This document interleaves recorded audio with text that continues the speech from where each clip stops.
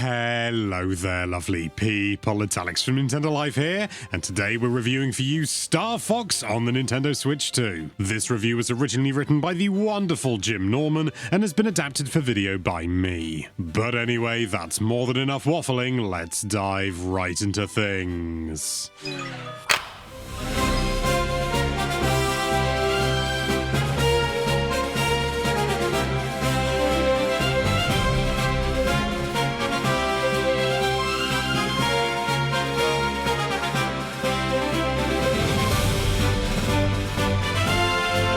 I think it's safe to say that quite a few of us were a little conflicted at the announcement of Star Fox's long-awaited return. One of Nintendo's finest titles with fresh visuals and updated controls?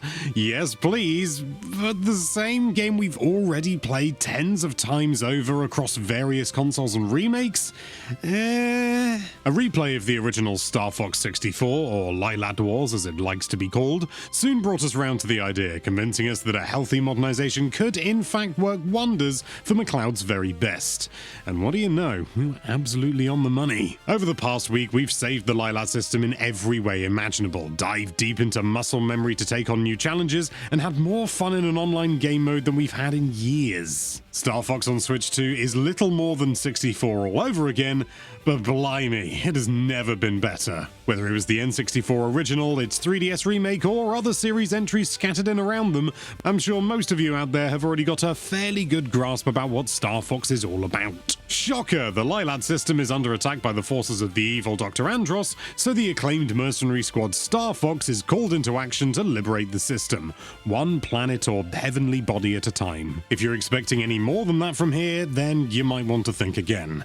This Switch 2 remaster throws in a new prologue cutscene showing former Star Fox leader and the source of our protagonist's daddy issues, James McCloud's betrayal at the hands of his teammate Pigma. But from then on in, the story and gameplay are essentially identical to the source material. This entails a run across the system, completing 6 on-rails missions with a handful of open all-range missions peppered in there across sky, land and sea in the hope of loosening Andross's grip. It's a gameplay loop that hooked many a fan back on the N64, and that could well be even more the case on Switch 2. Whether it's flying around in an R-Wing, trundling across a planet's surface in the Landmaster, or plunging beneath the waves in the Blue Marine, Star Fox feels incredible in this new iteration. The game's alternate routes and medal system are a little more welcoming this time around, thanks to an updated map that tells you exactly what you need to do to progress to a harder level and pick up the correct number of hits whilst you're at it. Additional mid-level dialogue even points you in the direction of an alternate route objective so you can change course on the fly. We're not ashamed to admit that we were ducking and weaving on our sofas as we squeezed Fox through narrow gaps and narrowly avoided enemy fire. I think if anyone had seen us, then they would have assumed that we were actors in one of those Switch 2 ads,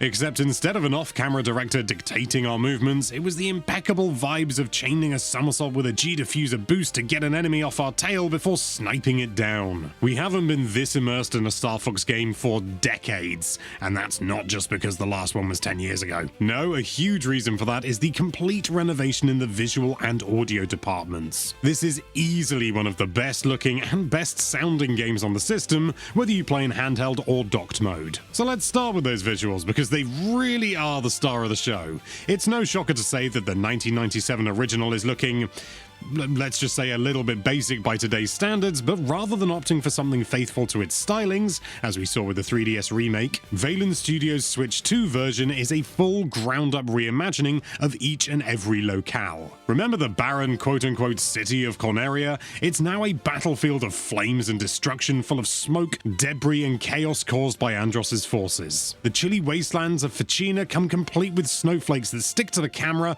and subtly melt into water.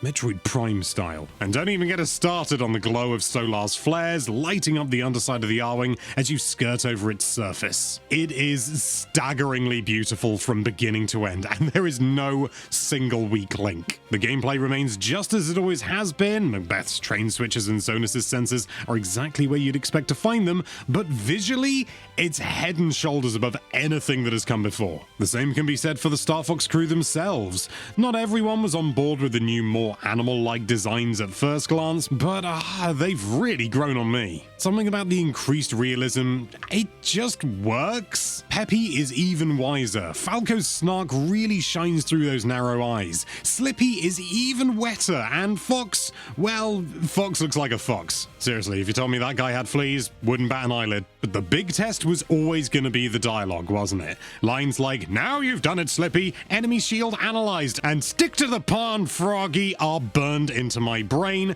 So how are they going to hold up with a new voice cast? Well, remarkably well, it turns out. There's a great array of voice acting talent on display here, and every character is better defined as a consequence. The script itself is near identical, but strong vocal direction goes a long way. We never would have thought that Star Wolf's Andrew would be a sleeper comedy hit. And it's all given some extra room to breathe in the new cutscenes, which slot neatly between each mission and change based on your performance in previous task and where you're going next. Acting and visuals aside, it's nice to have an extra bit of story pumped into the proceedings, an area that Star Fox 64 was admittedly lacking. It means that mission selections actually carry a bit of weight. You're always presented with the moral pros and cons of taking each direction. Characters are more three-dimensional, and most importantly, Falco's arc from bitch to respectful team member is given time to shine. Repeated playthroughs were the bread and butter of the N64 release, with a normal 6-planet run only taking around about an hour to polish off, and that's still the case here. If anything, the additional cutscenes help sell the appeal of returning for another run even more. We couldn't bear to see the disappointment on Slippy's face when we chose to head to Katina over Aquas without going back afterwards to try and make things right. But to be clear, it's still a short ride. This is still the same Star Fox 64 from 1997 under the bonnet, and the playable story is just as brief. After a handful of brief runs, you'll have seen everything this narrative has to offer again, and if that didn't gel with you in the past, it's not going to now. We can't help but wish that there was just a little bit of extra story thrown in here to really push things into the big leagues. A playable prologue or a small, mini Star Wolf expansion bolted on would absolutely have done it. I mean, if it ain't broke, don't fix it and all that, but we've been craving some new Star Fox plot for over a decade now, and this could have been a prime stop for just a little taster. Fortunately, the new challenge mode helps to sweeten the replay deal. This tasks you with returning to individual stages and ticking off a series of smaller objectives along the way, such as complete the stage within X minutes, defeat all the Y enemies, fulfill Zed's request, etc, etc. It's a nice little add-on, and we've enjoyed replaying with different goals in mind rather than score the most points possible. Big shout out to don't let any of the buildings fall over on Conaria. Beat all the challenges on a given stage and you unlock expert variants, which expectedly pose an even greater test of skill. True, it adds up to replaying the same 15 levels time after weary time, but at least there's a nice excuse to do it slightly differently this time around. And just as things were starting to get a little bit repetitive, we jumped into the new online matches and oh, it's some good soup. There are 3 different levels, which are also different game modes: Corneria's Zone Domination, Ficina's Collection, and Sector-wise Capture the Flag, each of which involves completing the objective while scoring points by taking down the opposing team. Star Fox or Star Wolf, naturally. Each mode is refreshingly customizable, with plenty of options to make things more accessible or more chaotic. Try playing on fast ship speed with unfair enemy difficulty, and it's almost impossible to go back. There's a whole host of nice little power-ups as well, like homing rockets, disabling EMPs, or space mines to name a few that give every game a certain Mario Kart kind of flair. It feels a little slight. As fun as the 3 game modes are, there are only 3 of them, and it really would have been nice to have a local split screen option as well, but we haven't had this much fun online in years. If Nintendo adds more maps, missions, or modifiers down the line, we'd be looking at some of the most entertaining online play you'll find in, honestly, any Switch game. Yes, and whilst we weren't able to test it during our review period, all of these online fun times can be shared with any other Switch 1 or 2 systems via the magic of local game share, and online with Switch 2 systems only via game chat. AR filters are also included for those game chatting with a camera, and we were impressed at just how well Slippy or Falco's face remained glued to our own, following our every mouth, head, and eye movement throughout multiple sessions. You can also opt for just parts of select characters to be mapped to your face, such as Fox's ears, Wolf's eye patch, Bill's visor, etc. And yes, having Falco's beak and nothing else is is horrible. The controls have been simplified for less reliance on button combinations, although classic options are still available in the settings for those set in their ways. HD Rumble 2 sells every bump, shot and explosion, and everything runs at what frankly feels like an almost flawless 60 frames a second. Like, we really struggled to find dropped frames. I think I may have found a few, but I had to search for them. As well as the chance to play the whole thing with the N64 Nintendo Switch Online pad, a nice touch, the game also supports mouse controls, where you control the R-Wing with the left Joy-Con and use the right for some precise mouse aiming. Whilst mouse mode is still not 100% comfortable on Switch 2, this might be the first game where a full playthrough of the control scheme is a valid option, if you can stomach the first-person cockpit view, that is. You can even bring a co-op partner along to man the guns while you focus on flying. Again, it feels like a bit of a novelty and not our preferred way to play, but it leads to some solid couch co-op order barking, and we particularly admire how the roles can be switched on the fly by simply laying one Joy-Con down into mouse mode and picking up the other. Star Fox on Switch 2 is a sublime remaster of Star Fox 64, and that's both its best and worst feature. This is Fox's best game made even better, with a stunning visual overhaul, snappy controls, and some neat little reasons to keep playing thanks to new challenges and online modes. That said, it is just 64 again, and those who have already played through the 97 classic hundreds of times won't find any surprises here. If, however, this is your first run-in with Fox McCloud, we struggle to think of a better introduction to the series. And if you know the game like the back of your hand, you're in for a replay unlike any other. The series' future looked bleak for a moment there, but if this is a taste of what the next original adventure holds, then we've never been more ready to fire up the G-Diffuser. Star Fox, you're getting a 9 out of 10 from us. Now that we've done the formal stuff, it's time for Alex's personal thoughts, but to be brutally honest, I basically feel exactly the same way as Jim. Jim and I did talk quite a bit when it came to the game, you know, playing online matches and stuff like that. We talked about our feelings, and yeah, they basically marry up.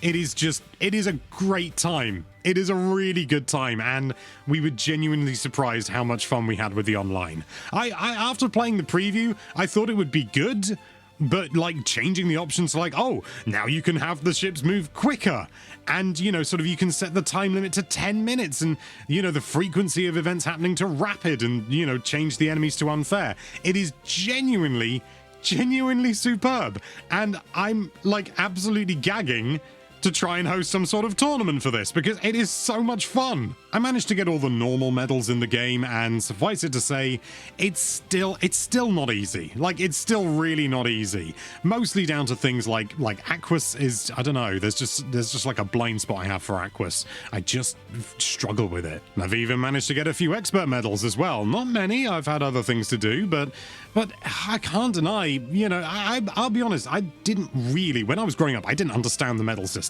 Like, I don't think the game necessarily makes it super obvious. Might be more obvious in the instruction manual, but you know, we all read that on the car ride home, and then maybe on the toilet, but we don't generally go back to it. Actually, that's not true. I would reread instruction manuals to death. But despite that, I knew you could get medals, but I didn't understand it, like, properly. And I didn't know there was something to unlock afterwards. Not really. Again, I think I read about it in a magazine, but, you know, this actually playing it to get medals is kind of a different, it's kind of a different game entirely. Not as in, it's a different experience. That kind of game. Not purchasable game. And you know what? It is really challenging, actually, like really quite challenging. I think it is a little bit easier than it was on the N64, because when you restart a level, you no longer lose an R-Wing, and you can restart from the checkpoint. I can't remember whether you could restart from a checkpoint in 64, but you don't lose a life, an R-Wing, which means that you can kind of replay the level as many times as you like, and it's okay, you know? And I do prefer that. I think that is a bit more forgiving. What doesn't help is that obviously doing that means that you go back to all your like basic power-ups and stuff like that. So that means, you know, if you happen to, I don't know, get to a certain level where you've got to, I don't know, you've got to defeat an enemy quickly or something like that in order to get maximum points, and the hyper laser is one of the only sort of easy ways to do that, and you've gone, you know, you're down to standard laser, you've put yourself on the back foot, which means you've got to be clever. And you know, maybe there's a level where there's loads of enemies to destroy, and maybe you need a few bombs in order to help that along. And you know, oh, I've got to this point in the game and I don't have many bombs. You know, you gotta think these things through. So there's still definite difficulty there. And, you know, you may reach a point where you go, oh God, I'm gonna have to restart the run. And I like that, but it is definitely softer this time. It is definitely softer. I do think that the new voice lines are going to be a little bit contentious. Some people, like from the demo, already seem to be a bit like, oh, this isn't my Star Fox. But seriously, give it time, give it a chance, and there's a lot to love here. And the characterization is absolutely, it's excellent. It is absolutely excellent. Even, you know, sort of, if you take into account, you know, that everyone remembers, you know, can't let you do that, Star Fox, and things like that, from the original, you know, it absolutely lands. And it feels so real. Like, the characters all feel much more fleshed out, whereas before they felt very much like, you know, sort of, well, over performances, which they were, and that was fun, that was cheesy, but this is going in a slightly different direction. It's a bit more grounded, but it still has fun with it. It's, you know, I can't go into some specifics, but it is just, it's really good. I was a little bit skeptical, just like Jim, when they announced it, and I was like, oh, it's just Star Fox 64 again. But you know what? If they were going to remake Star Fox 64, I genuinely don't know how they could have done better. Well, apart from maybe add a few more multiplayer levels, but apart from that, mwah, chef's kiss.